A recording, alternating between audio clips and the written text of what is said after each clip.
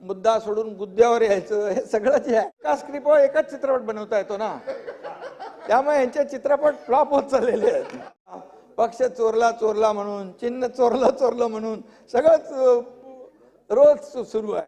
आणि म्हणून सारखं चोरलं चोरलं म्हणत रडायचं, ही काय कुठली भूमिका आहे? अरे मर्दासारखं बोला ना.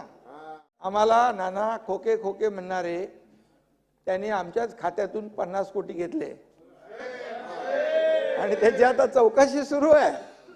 शिवसेनेच्या खात्यातले, शिवसेना अधिकृतपणे आमच्याकडे आहे, धनुष्यबाण आमच्याकडे आहे. आणि यामध्ये अनेक विषय घेतलेत.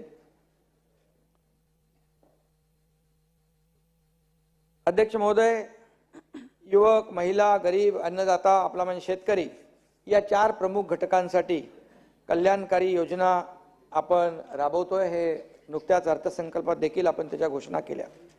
शाश्वत, पर्यावरणपूरक व सर्वसमावेशक विकास साधण्याचं राज्याचं धोरण आहे. पायाभूत सुविधांकरता मोठ्या प्रमाणावर आपण अध्यक्ष महोदय यामध्ये मोठी तरतूद केलेली आहे. त्याच्यामध्ये भांडवली गुंतवणूक आहे आणि ज्या पायाभूत सुविधा ज्या राज्याच्या ज्या शहराच्या जास्त मोठ्या प्रमाणावर इन्फ्रा प्रोजेक्ट सुरू असतात त्या राज्याची भरभराट आणि प्रगती वेगाने होत असते. आणि त्यामुळे नागरिकांचं जीवनमान उंचावण्याकरता त्याचबरोबर लोककल्याणकारी योजना आपण आखल्या आहे त्या अर्थसंकल्पात. शेतकऱ्यांसाठी मागेल त्याला सौर कृषी पंप ही नवीन योजना, 8,50,000 नवीन सौर कृषी 8,50,000 नवीन सौर कृषी पंप योजना, जलयुक्त शिवार योजना, टप्पा 2 5,700 गावांकरिता 1,59,886 कामांना मंजुरी आपण दिलेली आहे. वर्सोवा वांद्रे सागरे सेतूचा विस्तार पालघरपर्यंत, विरार ते पालघर, आणि पुढे आपण पूर्ण जिल्हा कव्हर करतोय. कल्याण, मुरबाड, पुणे, नाशिक, सोलापूर, तुळजापूर, धाराशिव या नवीन रेल्वे मार्गांचं देखील आपण भूसंपादन सुरू करतोय. छत्रपती संभाजीनगर येथे विमानतळाच्या विस्तारीकरता भूसंपादनासाठी देखील आपण निधीची तरतूद केली आहे. निर्यातीला प्रोत्साहन देण्यासाठी पायाभूत सुविधा विकास करण्याच्या 450 कोटी रुपये आपण अर्थसंकल्पात ठेवलेत. आणि यामध्ये जवळपास अमृत 2 मध्ये 145 शहरामधले 28,315 कोटींचे 312 प्रकल्प मंजूर केले. तुम्ही मला काय केलं? सुमारे 37,000 अंगणवाडी सेविकांना आपल्या केंद्रांना सौर ऊर्जा संच आपण देतोय. मुख्यमंत्री महिला डिटेलमध्ये मी नंतर येतो. मुख्यमंत्री महिला सशक्तीकरण अभियान अंतर्गत प्रत्येक जिल्ह्यामध्ये किमान 1 लाख महिलांना विविध शासकीय योजनांचा थेट लाभ देण्याचा निर्णय घेतला. दिव्यांग व्यक्तींना स्वतःच्या हक्काचं घर, नवीन घरकुल योजना, 34,400 लाभार्थ्यांना घरकुल योजनेचा लाभ आपण देतोय. महाराष्ट्र ड्रोन मिशनसाठी 5 वर्षासाठी 238 कोटी रुपयांचा आपण तरतूद केली आहे. आणि हे सगळे जे आहे यामध्ये आपण अर्थसंकल्पात मी डिटेलमध्ये त्यात जात नाही, परंतु हे सगळं राज्य सरकार म्हणून आपण गेले 1.5 वर्षामध्ये, 2.25 वर्षामध्ये खूप मोठ्या प्रमाणावर निर्णय घेतलेत. आणि तुम्ही विरोधी पक्षात आहात त्यामुळे तुम्ही कबूल करू शकत नाही, परंतु खरं म्हणजे चांगल्याला चांगलं म्हटलं पाहिजे. जिकडे विरोधाला विरोध, ठीक आहे, जिथे काही चुकत असेल तिथं तुम्ही नक्की हे केलं पाहिजे. पण एकच सांगतो, विरोधी पक्षांनी दाखल केलेल्या 293चा प्रस्ताव जो आहे तो प्रस्ताव मी वाचला. तुम्ही चहा पानावर बहिष्कार टाकला होता तोही प्रस्ताव वाचला. गेल्या वेळेस अंतिम आठवडा प्रस्ताव होता तोही वाचला. आणि यामध्ये नाही, एकच असतं, ते स्क्रिप्ट एकच असते, एकच स्क्रिप्ट, एकच ड्राफ्ट, सगळं एकच. आणि एका स्क्रिप्टवर एकच चित्रपट बनवता येतो ना, त्यामुळे यांचे चित्रपट फ्लॉप होत चाललेले आहेत. त्यामुळे तीच स्क्रिप्ट तुमची. आणि म्हणून खरं म्हणजे गेल्या प्रामाणिकपणे नाना तुम्ही कबूल करा की खाजगीमध्ये तुम्ही माझ्याशी बोलता तेव्हा कबूल करता, बाबा हे निर्णय घेतले, ते निर्णय घेतले, चांगले निर्णय घेतलेले आहेत, जे आहे ते घेतलेत, पैसे दिलेत. आणि त्यामुळे तुम्हाला खरं म्हणजे कुठेही बोट दाखवायला जागा आम्ही सरकार देत नाही. आणि खरं म्हणजे चांगली टीका आपण केली पाहिजे आणि खरं म्हणजे मुद्द्यावर टीका केली पाहिजे. सरकार चुकत असेल तिथे नक्की टीका करा, परंतु मुद्दा नसला की मग अपशब्द वापरायचे, आरोप यायचं करायचे, मुद्दा सोडून गुद्द्यावर यायचं, हे सगळं जे आहे हे कुठं म्हणजे बाहेर पण आपलं चालू असतं, आताही चालू असतं. थैत्याट करायचा, पक्ष चोरला चोरला म्हणून, चिन्ह चोरलं चोरलं म्हणून सगळंच रोज सुरू आहे. हे काय? आणि त्यामुळे अशी जी काही नवी राजकीय संस्कृती या ठिकाणी महाराष्ट्रामध्ये उदयाला येते, अध्यक्ष महोदय, हे काय बरोबर नाही. आणि खरं म्हणजे स्वार्थासाठी विचार विकलेल्यांनी अशा प्रकारचा कांगावा करणं हे हास्यास्पद आहे. विचारच विकले, भूमिका विकली, आयडिओलॉजी विकली, सगळं झालं, सत्तेसाठी सगळं केलं, परंतु मग सरकार जे चांगलं काम करतंय त्यांच्याकडे मुद्दे नाहीत तुमच्याकडे आरोप करायला. तुम्ही ना वैयक्तिक घेऊ नका, इशारा काफी आहे. आणि म्हणून सारखं चोरलं चोरलं म्हणत रडायचं, ही काय कुठली भूमिका आहे? अरे मर्दासारखं बोला ना, आणि जाहीरपणे बोला, जे देतोय ते जाहीरपणे आम्ही देतो आणि शेतकऱ्यांपर्यंत लोकांपर्यंत पोहोचवतो. त्याचा नंतर सांगतो, त्याची चौकशी चालू आहे. कारण आम्हाला नाना खोके खोके म्हणणारे त्यांनी आमच्याच खात्यातून 50 कोटी घेतले आणि त्याची आता चौकशी सुरू आहे. शिवसेनेच्या खात्यातले, शिवसेना अधिकृतपणे आमच्याकडे आहे, धनुष्यबाण आमच्याकडे आहे. ते आता खोके पुरत नाहीत म्हणून कंटेनर, ते मी नाही बोललोय, कोणीतरी म्हटलेलं आहे. त्यामुळे माझा मुद्दा नाही आहे. त्यामुळे खरं म्हणजे आपण विकासाला हातभार लावला पाहिजे. शेवटी आपण सत्ताधारी आणि विरोधी पक्ष नेते कुठे गेले एवढे जोरजोरात बोलून? मी त्यांचं भाषण ऐकता नाही तर आलो मुख्यमंत्री म्हणून. त्यांचं भाषण ऐकायला नाही, ऐका, त्यांचं भाषण सुरू होतं म्हणून मी मुद्दाम आलो. बाबा, विरोधी पक्षात नेता आपला एक सन्मानाचा, आपण सत्ताधारी आणि विरोधी पक्ष हे दोन आपले चाका आहेत, येतात त्यांना, ठीक आहे. आणि त्यामुळे 12 महिने आपलं राजकीय धुळवड या ठिकाणी विरोधकांनी या ठिकाणी करण्याचा जो काही प्रयत्न आहे तो अतिशय केविलवाणा आहे. नाना या सभागृहामध्ये मृणाल गुरे, मनोहर जोशी, गोपीनाथ मुंडे, नारायण या तुमचं भाषण ऐकायला मी आलो होतो, बरोबर. आणि विजयराव, तुमचं भाषण सुरू होतं, मी आलो लगेच धावत. मी म्हटलं कुठे गेले? जोरजोरात भाषण करून आले, बरं झालं. नारायण राणे असतील, देवेंद्र फडणवीस असतील, अजितदादा असतील यांनी विरोधी पक्ष नेत्याची जबाबदारी या ठिकाणी पार पाडलेली आहे. आणि त्याची देखील एक डेकोरम पाळला त्यांनी, पण सभागृहाचं पावित्र्य राखण्याचं काम केलं. सगळ्याच गोष्टी आपल्या समोर आहेत. अभ्यासपूर्ण भाषणही झाली.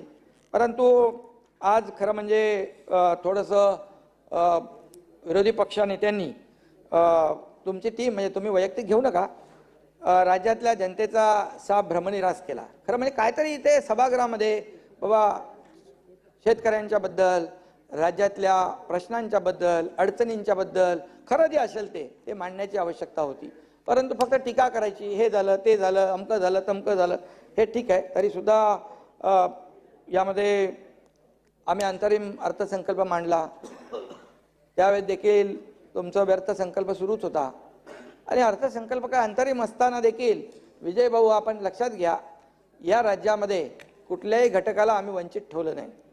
आणि तुम्ही चांगलं घ्यायचं सोडून जे वाईट आहे तेवढं उचलता आणि तेवढ्यावर टीका करता. विरोधी पक्षनेता म्हणून तुमची जबाबदारी आहे. परंतु मी मगाशी म्हटलं की जेव्हा आपण सरकार चांगलं काम करतं त्यावेळी देखील सरकार चांगल्याला चांगलं म्हटल्याची आपली दानत असली पाहिजे.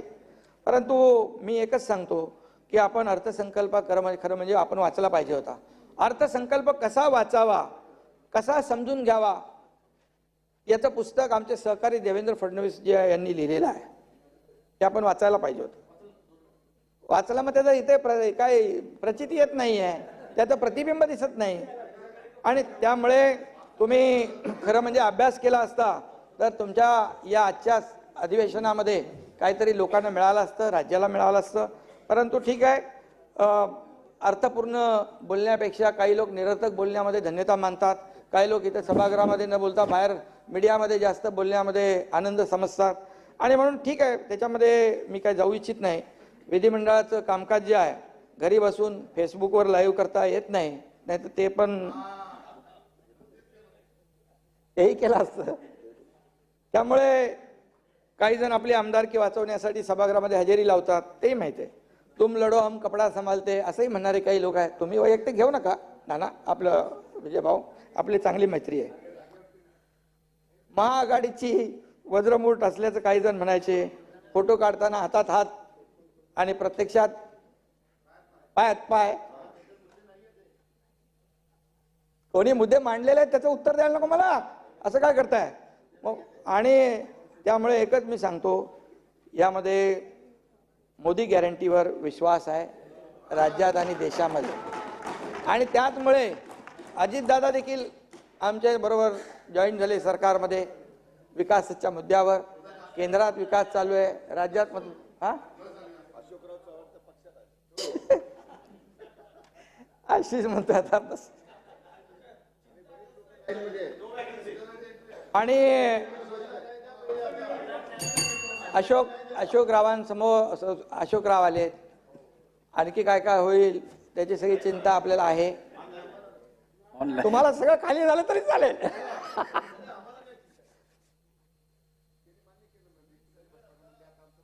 बसून बोलू नका. त्यामुळे सकाळी चहा प्यायला आपल्या सोबत असलेला नेता दुपारी आपल्या बरोबर राहील की नाही याची गॅरंटी नाही. आणि म्हणून आम्ही कुणालाही नाना बोलवत नाही, निमंत्रण देत नाही. परंतु आज मोदीजींच्या कामावर, त्यांच्या गॅरंटीवर, त्यांची जादू जी आहे पूर्ण देशभरामध्ये विकासाची, त्याच्यामुळे लोक येत आहेत. ही वस्तुस्थिती आहे. यवतमाळला बघितलं तुम्ही, माजी अध्यक्षांनी मुळीच खाली बसून बोलू नये. आणि म्हणून आपल्याला विकासाच्या भरधाव गाडीसमोर स्पीड ब्रेकर लावण्याचा प्रयत्न काही लोकांनी केला. परंतु नाना, विकासाचा अटल सेतू आम्ही पार केला.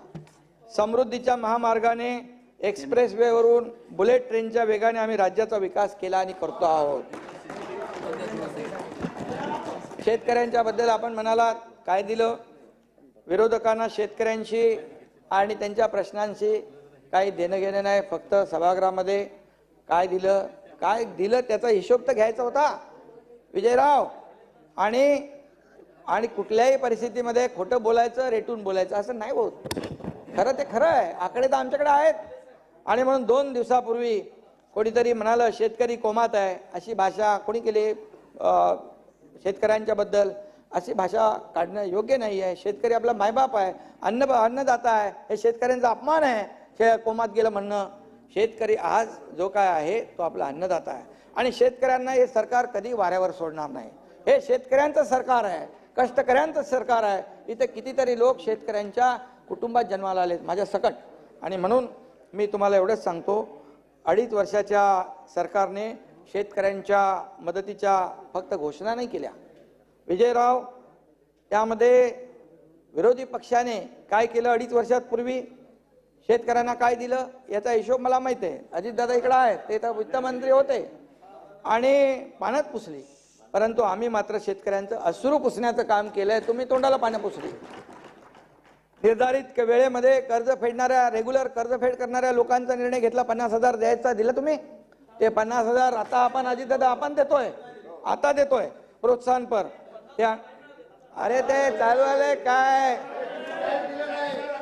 तुम्ही काय दिलं नाही अकाउंट चेक करा. 6.5 लाख शेतकरी कर्जमाफीपासून वंचित होते. त्यांना तुम्ही फक्त पोकळ आश्वासनं दिली, पण त्यांच्या कर्जफेडीची परतफेडीची प्रक्रिया आम्ही सुरू केली. नाना, पोकळ घोषणा तुमच्या आणि भरीव काम आमचं, अशी परिस्थिती सध्या आहे. आणि म्हणून जोर पण नाही तुमच्यामध्ये. काय गेल्या अधिवेशन मागचंही पाहिलं, आताही पाहिलं, विरोधी पक्ष एकदम खरं म्हणजे शेतकरी कोमात नाही, विरोधी पक्ष कोमात गेला का काय? आणि आपलं सरकार गेलं या धक्क्यातून अजून तुम्ही सावरलेले दिसत नाही. अरे वस्तुस्थिती तर मान्य करा. इथं मुख्यमंत्री आहे, उपमुख्यमंत्री आहे, सरकार बदललंय, वेगवान निर्णय घेणार सरकार इथं काम करतंय, हे मान्य करायला पाहिजे. वस्तुस्थिती मान्य करायला पाहिजे. ती तुम्ही हजम करत नाही. त्यामुळे शेतकऱ्यांसाठी आम्ही काय केलं याची तुम्हाला कल्पना आहे, परंतु कळतंय पण वळत नाही अशी परिस्थिती आहे. बळीराजाला तुम्हाला एवढंच सांगतो, त्याला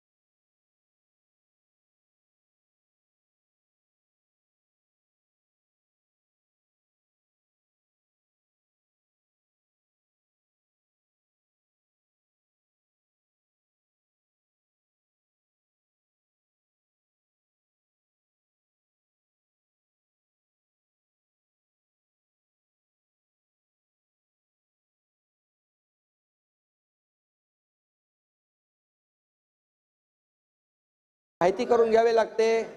माती चिखल तुडवत तिथं जावं लागतं. नागपूरचं अधिवेशन होतं. मी देवेंद्रजी आम्ही गेलो अधिवेशन असताना अवकाळी पडला तिकडे त्या आशिष जयस्वालच्या मतदारसंघात.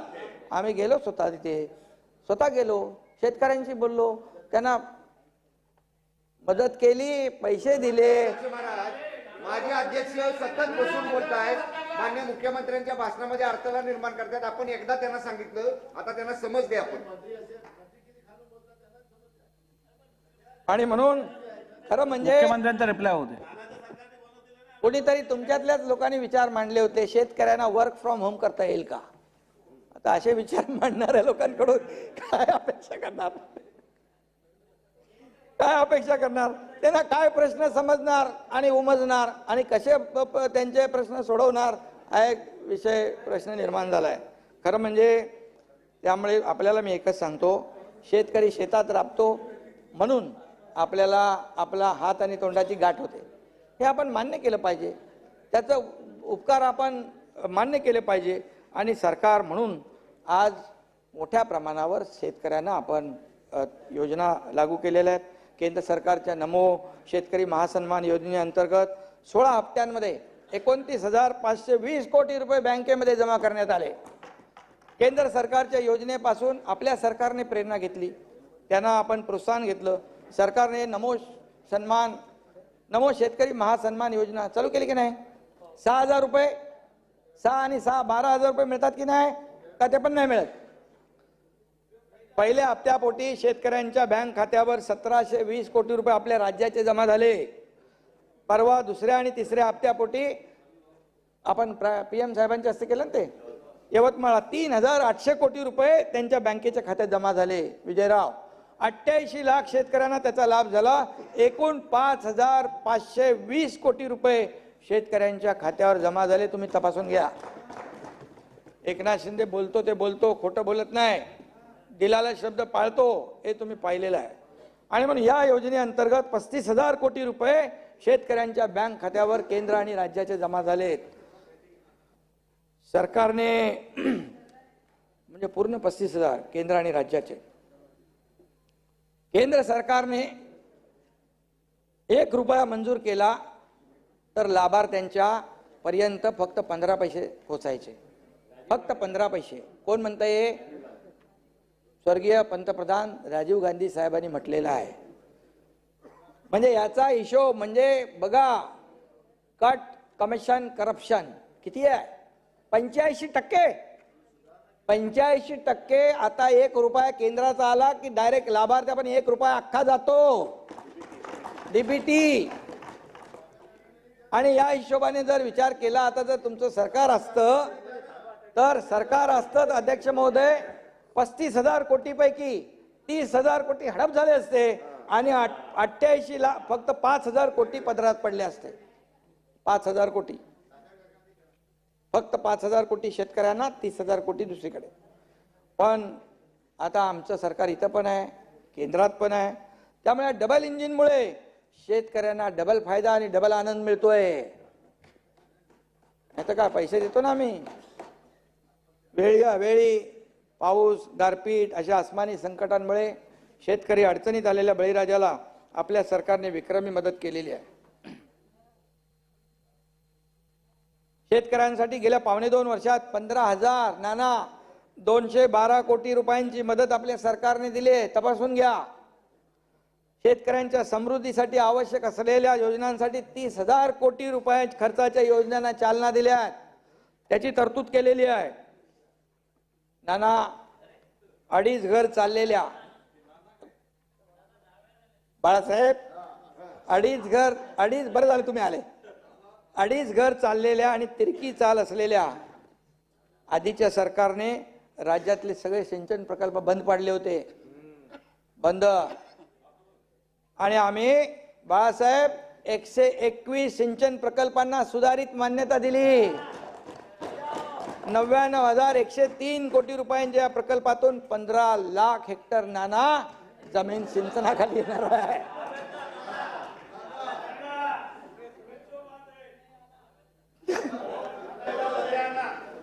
हर बात को नाना नहीं कहना, आना भी कहना. वैनगंगा नळगंगा सर्वेक्षण सुरू असून त्याला जोडून पैनगंगाचं डीपीआर देखील या ठिकाणी सुरू करण्याच्या सूचना आम्ही दिलेल्या आहेत. अध्यक्ष महोदय, वशिष्ठी नदीमधून समुद्रात वाहून जाणारं पाणी 65 टीएमसी कोकणातलं, त्याचा देखील आम्ही विचार केलाय. कॅबिनेटमध्ये त्यावर देखील काल चर्चा केली.